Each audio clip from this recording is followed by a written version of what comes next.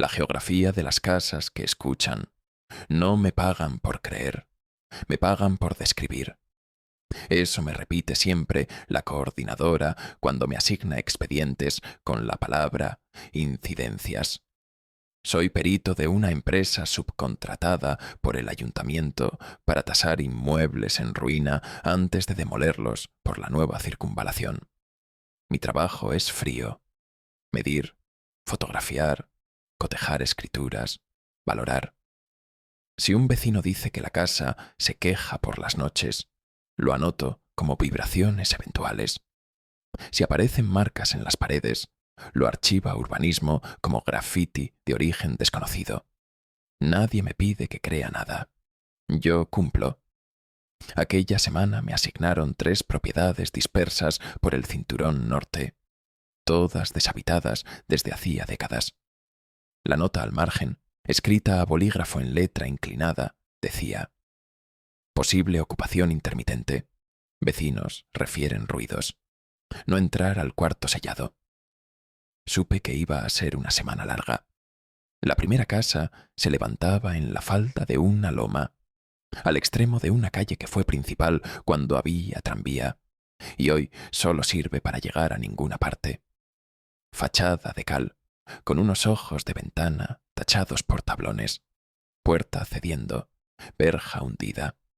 Entré con el mismo ritual de siempre: grabadora encendida, libreta en el bolsillo, linterna en la mano, cámara al cuello.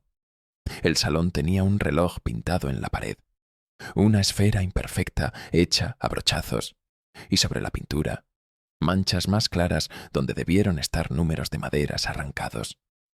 Al acercarme, noté que la pintura no era vieja. Había capas.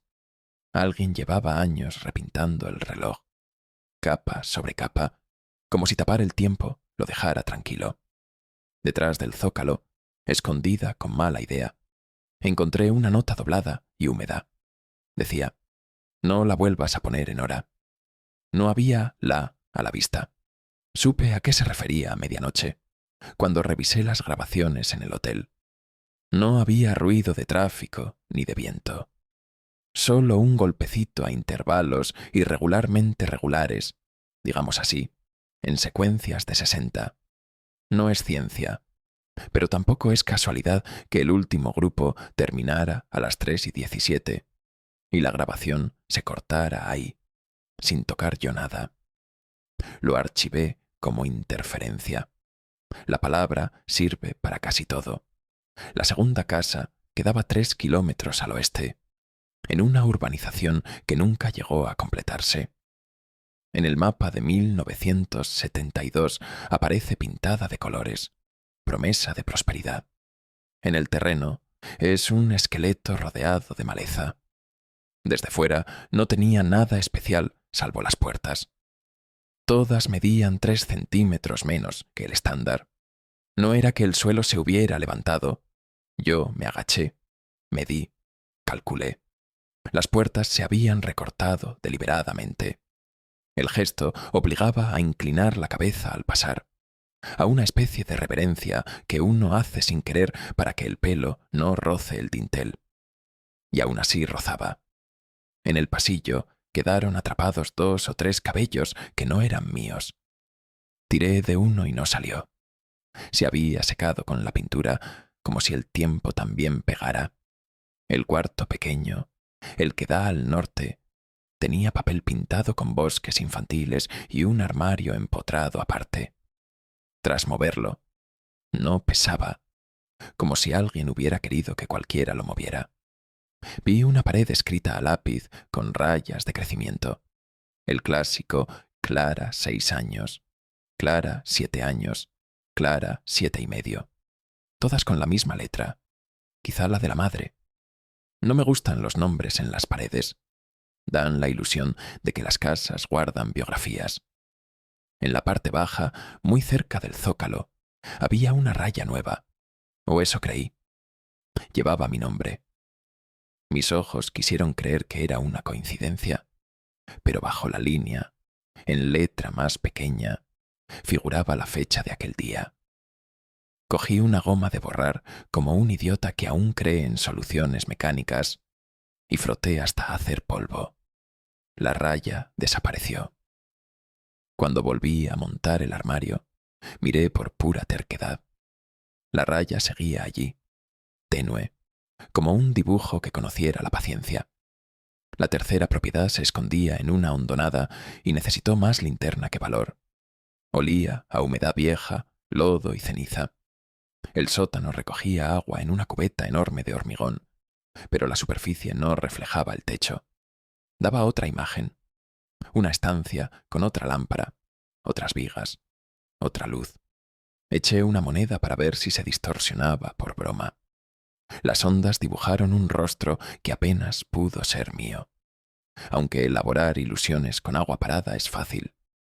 En una repisa había recipientes con cal común y sal gruesa, gastados a medias, y tizas con marcas circulares en el suelo, como si alguien hubiera dibujado años el mismo círculo sobre círculo. En la entrada a un cuarto cegado, el cemento era diferente, más nuevo que todo lo demás, con una cruz mal trazada a la altura de mi mirada.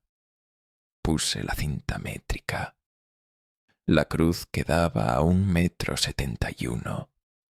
Soy 1,71 m. En mi informe escribí: sellado reciente. Lo que pensé fue: sellado para mí. Fue al ordenar planos cuando surgió lo que no debía surgir. Hasta entonces, solo eran casas raras.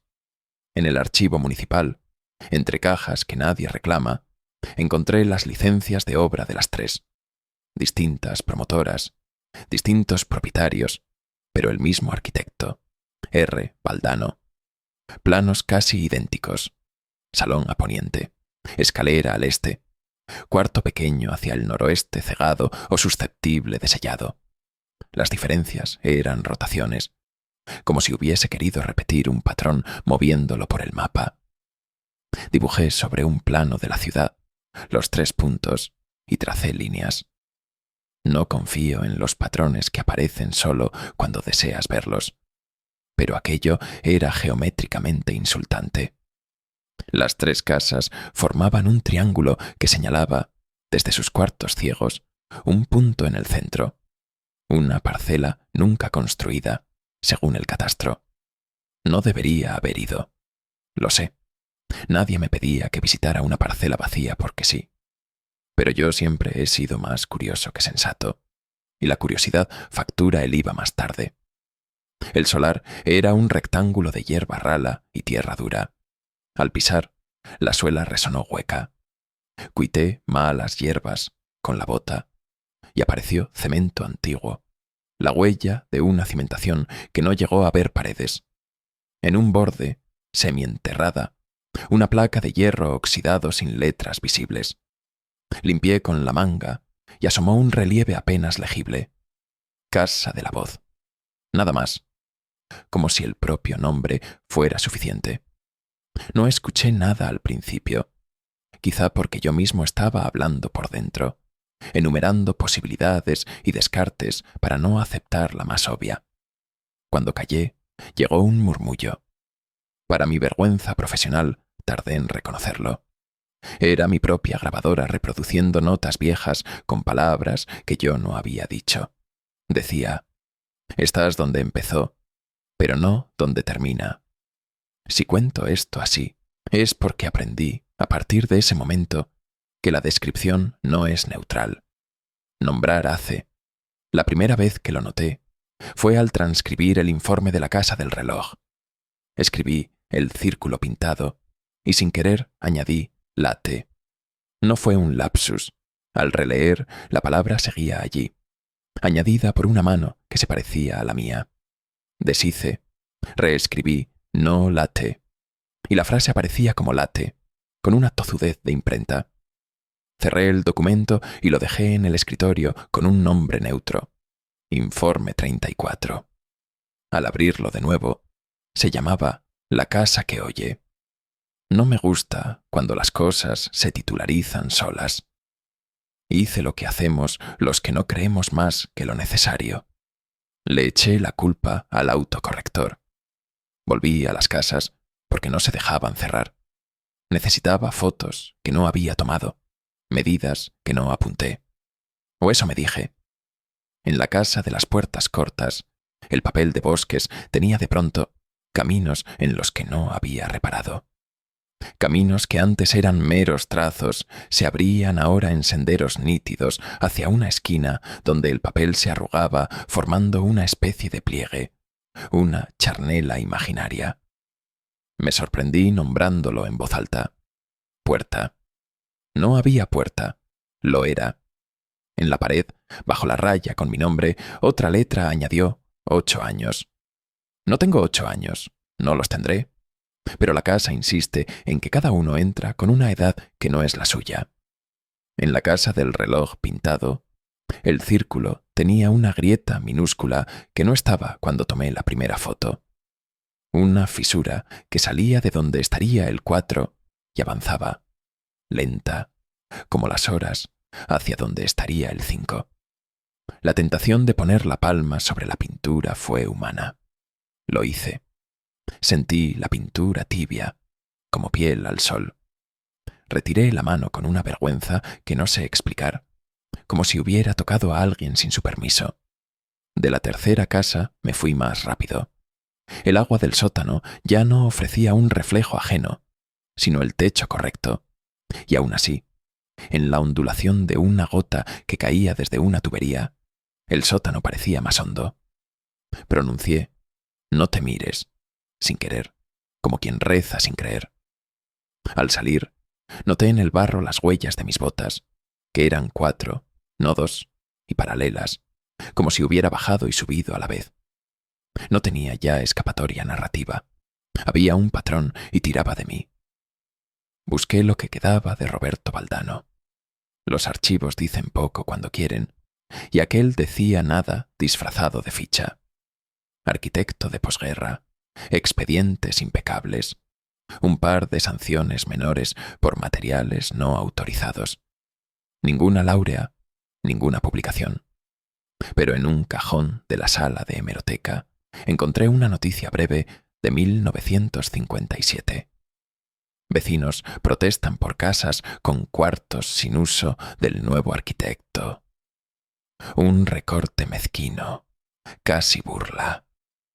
Nadie escribió después cómo se vivió en esas casas.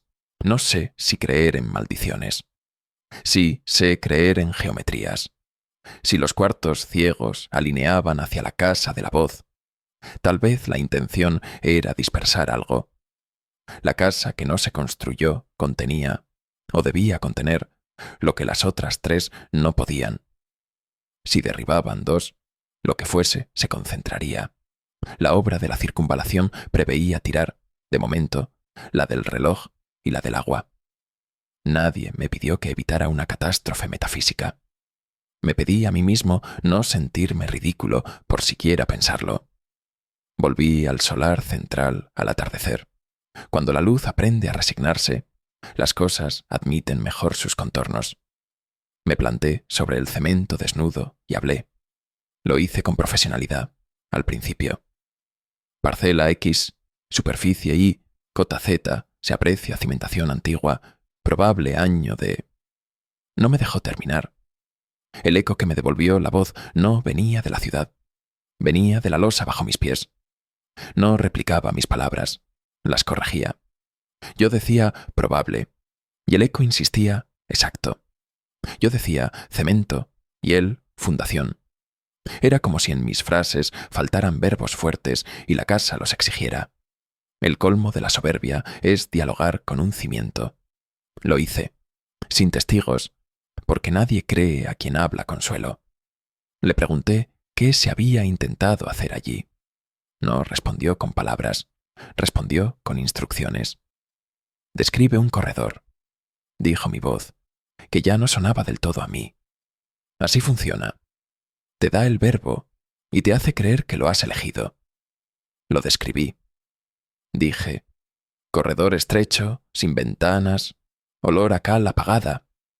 Al decirlo, El viento dejó de pegarme en la cara y comenzó a llegar desde atrás, como si un pasillo real estuviera encajando en mi alrededor.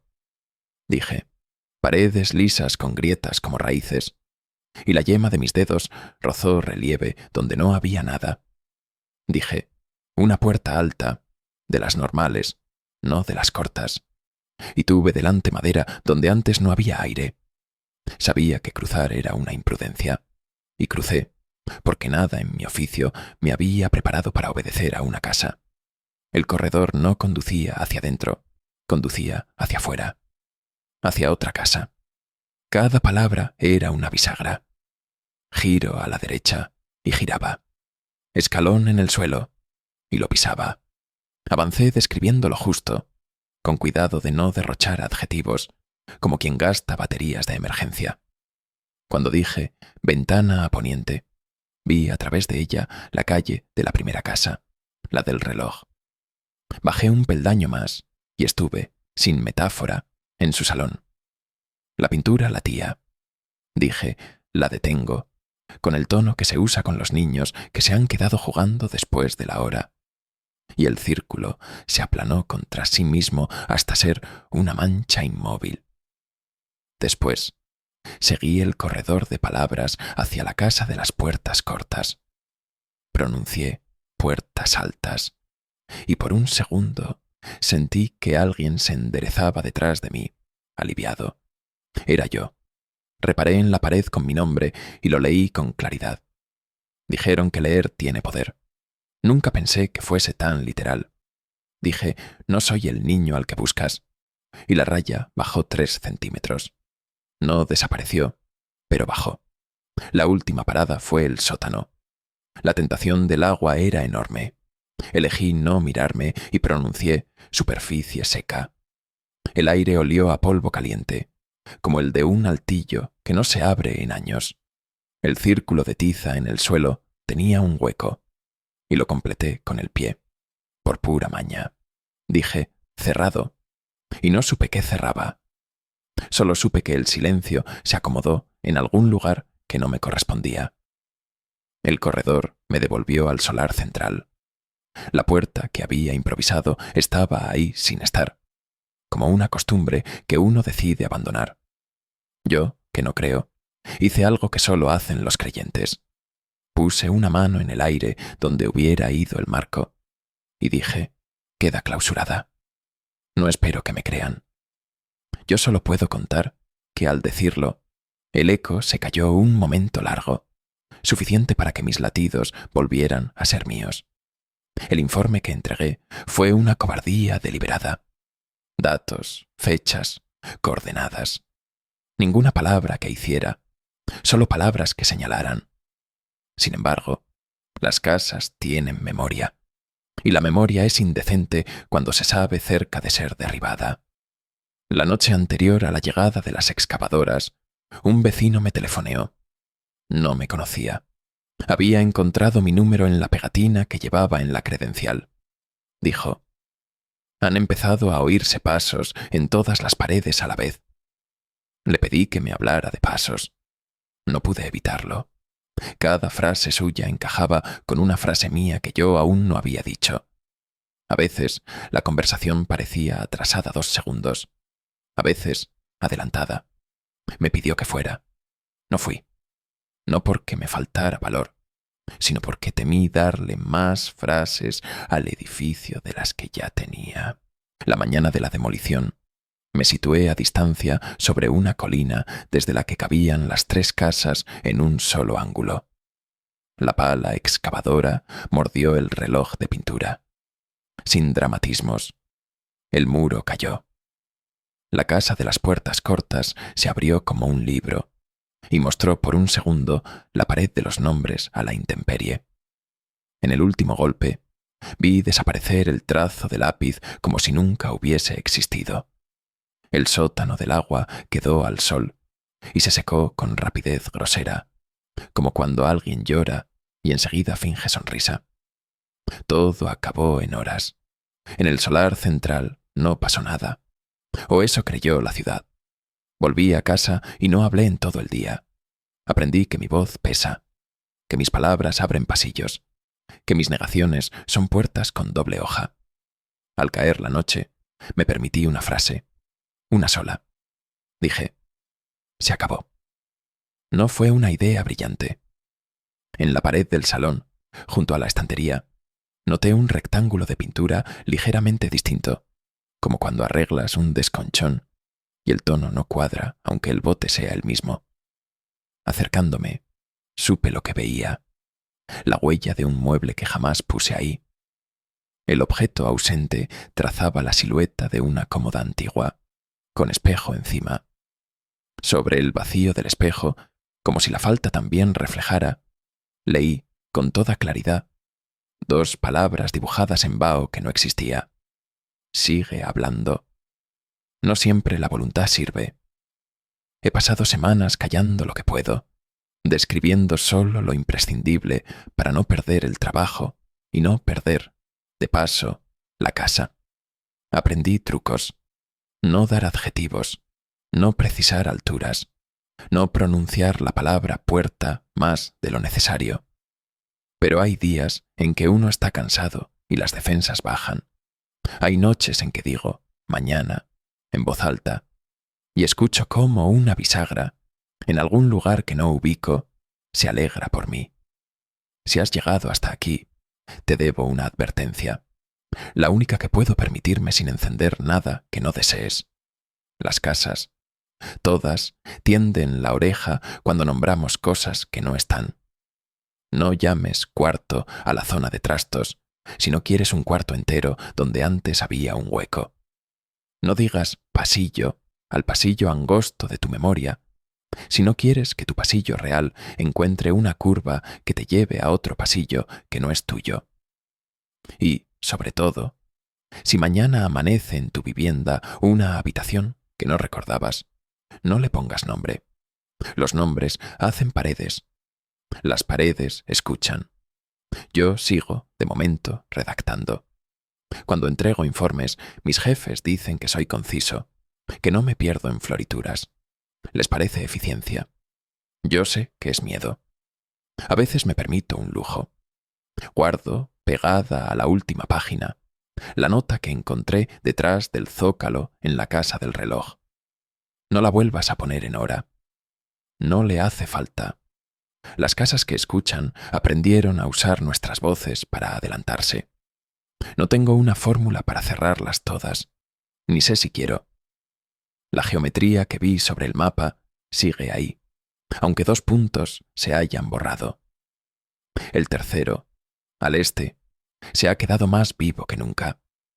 A veces, cuando camino hacia el centro, paso por la parcela donde no se construyó la casa de la voz. Hay hierba cortada y tierra nueva. Si me detengo y respiro, oigo un murmullo que podría ser viento entre hojas, ciudad a lo lejos, o el eco exacto de alguien que me repite por dentro. Dice siempre lo mismo, con paciencia de losa. Describe. Y yo hago lo que todos hacemos al final, por miedo o por costumbre. Obedezco un poco y me callo rápido.